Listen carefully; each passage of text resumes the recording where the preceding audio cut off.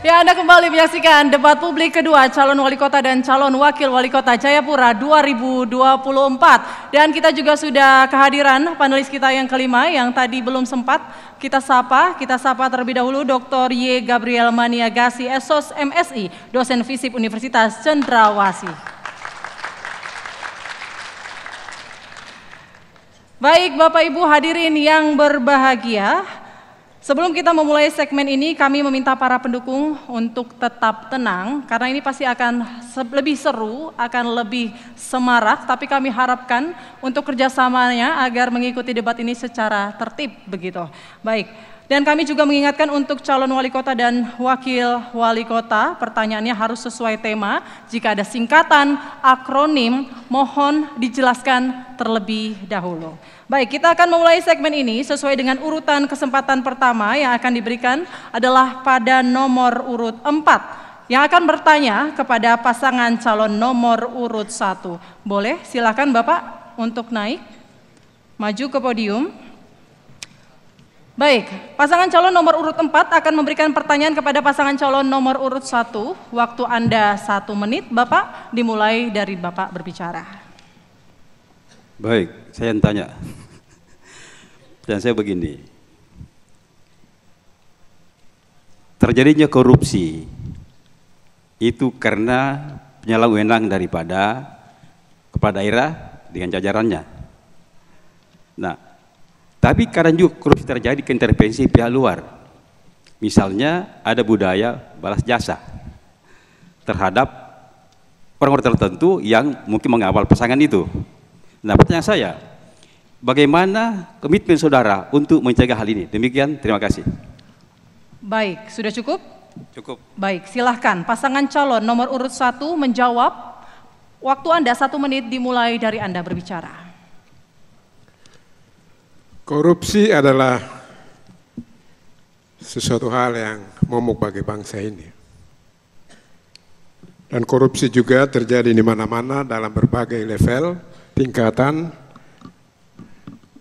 dari Sabang sampai Merauke. Karena itu bagi pasangan nomor urut 1, tidak ada toleransi bagi yang korupsi. Yang salah tetap diberikan sanksi.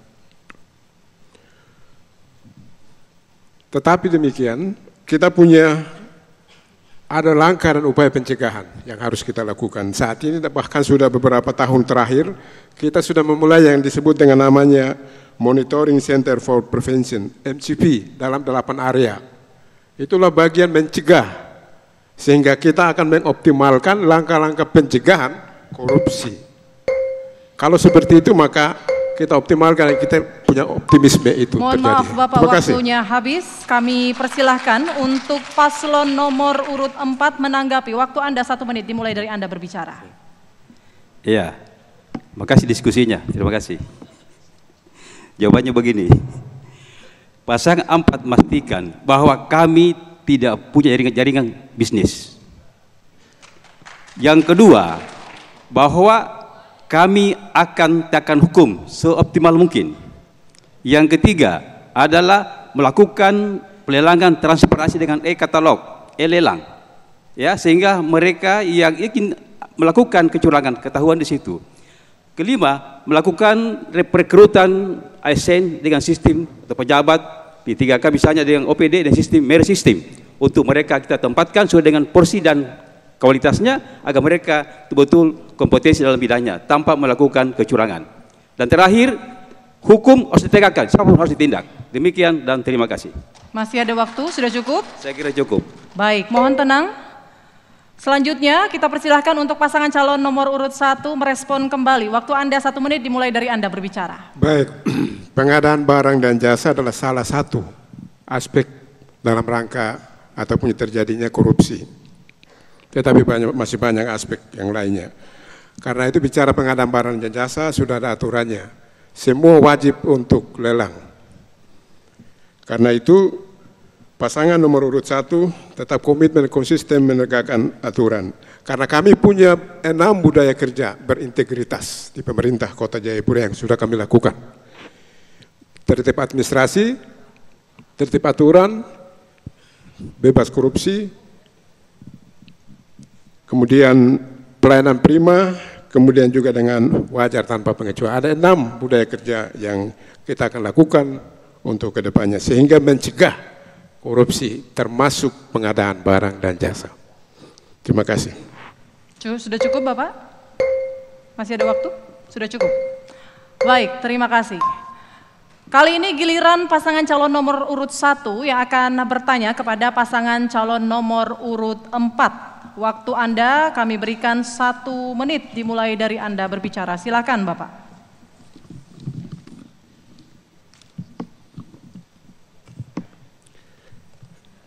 Terima kasih. Berbicara tentang merawat kebangsaan dan keutuhan NKRI adalah juga berbicara tentang wawasan kebangsaan. Apa yang paslon nomor urut 4 tahu tentang wawasan kebangsaan dan apa strategi dan langkah-langkah strategi yang akan dilakukan dalam rangka untuk mendorong terhadap kebangsaan dan keutuhan Negara Kesatuan Republik Indonesia. Terima kasih. Baik, silakan pasangan calon nomor urut 4, waktu Anda 1 menit dimulai dari Anda berbicara. Baik, terima kasih. Wawasan kebangsaan itu, kita dulu ada pedoman penghayatan dan pengamalan Pancasila yang dulu diajarkan kepada kita, tetapi sekarang sudah sekian tahun hilang. Sehingga anak-anak kita yang saat ini tidak mengenal itu NKRI itu seperti apa. Oleh sebab itu maka harus dikembalikan lagi pengajaran tentang wawasan kebangsaan, yaitu dengan pedoman penghayatan dan pengamalan Pancasila. Sehingga kita tetap mengenal bangsa Indonesia adalah bangsa kita orang Papua adalah bangsa Indonesia, NKRI sampai mati. Jadi tidak ada lagi kata lain di tanah Papua, selain daripada kita adalah warga negara kesatuan Republik Indonesia. Kemudian saya sedikit lagi menambahkan bahwa saya juga sudah menyumbangkan 16,8 hektar tanah, itu akan dibangun Istana Presiden, supaya menyatukan Papua itu di Indonesia, supaya Papua itu tidak jauh dari negara kesatuan Republik Indonesia. Terima kasih. Waktu Anda habis, mohon tenang Bapak Ibu, mohon tenang. Selanjutnya saya persilakan pasangan calon nomor urut 1 untuk menanggapi jawaban dari pasangan calon nomor urut 4. Waktu Anda 1 menit. Baik, wawasan kebangsaan, ada bagaimana cara Bank Indonesia memandang dalam keutuhan wilayah, kesatuan wilayah, dalam rangka untuk tentunya juga untuk mengawal 4 pilar bangsa. 4 pilar bangsa ya, NKRI, kemudian Undang-Undang Dasar 45, Bhinneka Tunggal Ika, dan juga Pancasila. Karena itu menurut kami ke depan, selain yang tadi disampaikan, tetapi juga harus kita mendorong bagaimana generasi muda kita dengan menanamkan supaya merasa memiliki kebangsaan itu sejak usia dini, termasuk juga kita melakukan seperti pembauran kebangsaan ataupun juga karnaval, festival dan sebagainya untuk mempererat persatuan dan kesatuan. Terima kasih. Baik. Mohon tenang Bapak Ibu, mohon tenang, kita masih melanjutkan sesi ini. Selanjutnya saya persilahkan pasangan calon nomor urut 4 untuk merespon kembali. Waktu Anda 1 menit dimulai dari Anda berbicara.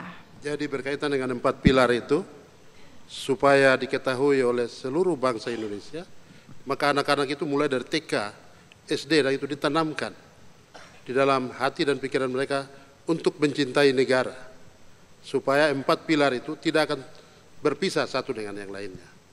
Oleh sebab itu maka untuk saya kembali lagi tadi bahwa pedoman penghayatan pengamalan Pancasila itu penting sekali dikembalikan lagi untuk diajarkan kepada anak-anak mulai dari SD, SMP, SMA untuk mencintai negara kesatuan Republik Indonesia.